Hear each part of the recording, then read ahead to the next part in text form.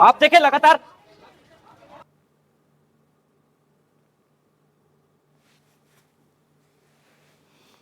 चलिए, लगता है कुछ सिग्नल में दिक्कत है। रंगनाथन को अभी बाहर निकाला गया है। शाश्वत हमारे जो संवाददाता हैं वो उसी थाने में मौजूद है, परासिया थाने में, जहां पर रंगनाथन को रखा गया था।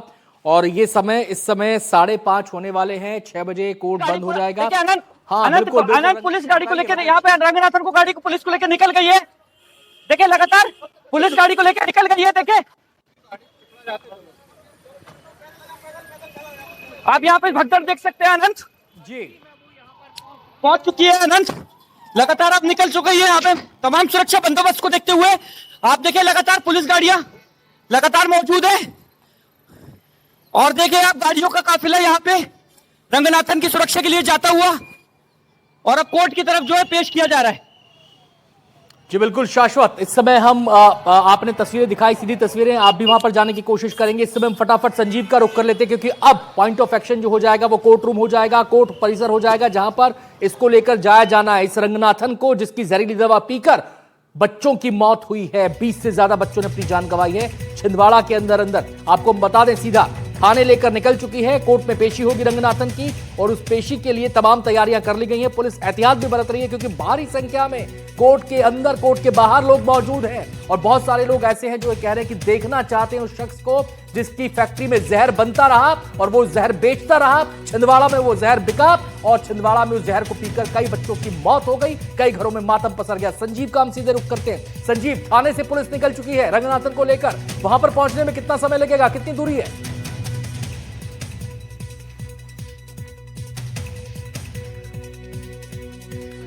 रंगनाथन को लेके आया है और इस समय सभी लोग इस पर रंगनाथन को वज्रवाहन में लाए गए हैं ताकि उसे सुरक्षित रखा जा सके। बहुत सारा पुलिस बल इसमें अंदर है कि उसे देखने की स्थिति बन नहीं रही है, लेकिन ये है कि चारों तरफ पुलिस बल तैनात किया गया है। रंगनाथन को वज्रवाहन में उसकी सुरक्षा के कारण लेके आया गया है और अब पुलिस दरवाजा खोल के उसको निकालेगी और फिर अंदर लेके जाएगी। एक रस्सी का घेरा बना दिया गया है, एक रस्सी का घेरा भी बना दिया गया है।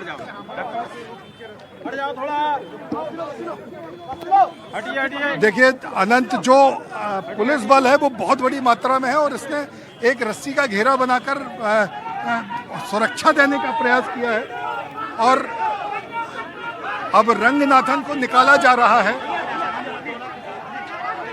ये देखिए ये रंगनाथन को बाहर निकाल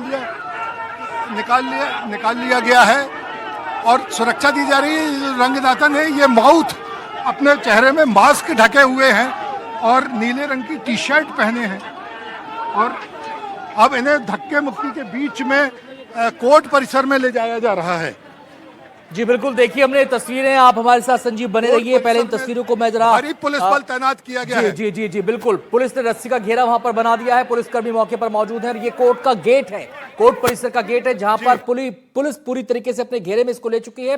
रस्सी का एक दायरा बना दिया गया, रस्सी के पार किसी को जाने नहीं दिया जा रहा। और जैसे ही रंगनाथन को बाहर निकाला गया तो इस शख्स के खिलाफ फांसी देने के नारे वहां पर लगने लगे। और इन नारों से आप समझ सकते हैं कि लोगों में कितना आक्रोश, कितना गुस्सा इस शख्स को लेकर है, क्योंकि कई परिवारों में अगर आज मातम पस रहा है तो वो इस शख्स की फैक्ट्री में बनी दवा की वजह से पस रहा है। लोग ये कह रहे हैं कि इसको फांसी दे देनी चाहिए, इसको अभी वही हश्र हो जो मौत बच्चों ने झेली है, इसको भी फांसी दी जाए, कड़ी से कड़ी सजा दी जाए। आपको बता दें, कांचीपुरम, तमिलनाडु के कांचीपुरम में यह दवा बन रही थी और जब उस फैक्ट्री से जुड़ी रिपोर्ट सामने आई तो ऐसा लगा उस रिपोर्ट को पढ़ने के बाद जैसे वहां पर खांसी की दवा नहीं, जान लेने वाला जहर बन रहा था। क्योंकि जिन परिस्थितियों में इस दवा का निर्माण किया जा रहा था वो दवा कंपनियों में नहीं होनी चाहिए, दवा फैक्ट्री में नहीं होनी चाहिए। ना तो वहां पर स्किल्ड लेबर थे, ना ही वहां पर एक्सपर्ट्स थे, ना ही वहां पर मानकों का सहारा लिया जा रहा था, मानकों के आधार पर दवाई तैयार की जा रही थी, ना ही वैसी मशीनरी थी, जंग लगे उपकरण वहां पर मौजूद थे,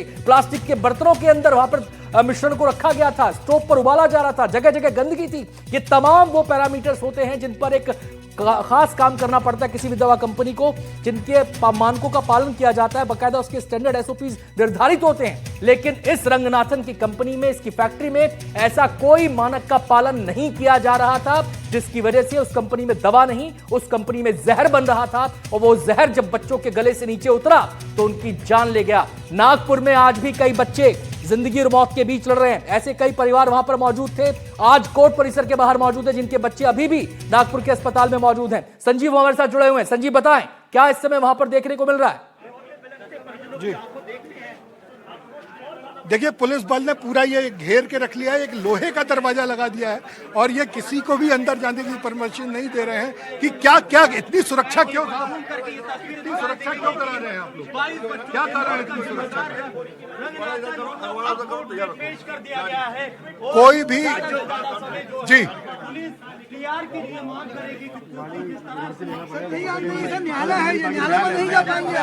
हम न्यायालय परिसर में जा रहे हैं, न्यायालय में नहीं जा रहे हैं। देखिए, पुलिस का कहना यह है कि न्यायालय परिसर में भी वीडियो कैमरा अलाउ नहीं है, इसलिए अभी जाने नहीं दिया जाएगा। अनंत, बड़ा कशमकश है, यहाँ पर एडवोकेट्स हैं, वो बहुत नाराज हैं। बताइए, क्या अभी आज पेशी के लिए आए, आप लोगों ने बहिष्कार किया? आज हमने सुबह सभी अधिवक्ताओं ने ये बोला था कि उसके ओर से परासिया के कोई भी अधिवक्ता पैरवी नहीं करेंगे। ये हमारा सीनियर अधिवक्ता, हमारे सीनियर अधिवक्ता, उनसे बात करिए ना। ये बताइए, आप लोगों ने क्या बहिष्कार किया है? इसका बहिष्कार नहीं किया, हमने समस्त अधिवक्ताओं ने और अधिवक्ता संघ ने निर्णय लिया है कि ऐसे जो जघन्य अपराधी है जिसने बच्चों की हत्या करा है, इसको कोई भी अधिवक्ता संघ और कोई भी अधिवक्ता इसका केस नहीं लड़ेगा और कोई पैरवी नहीं करेगा।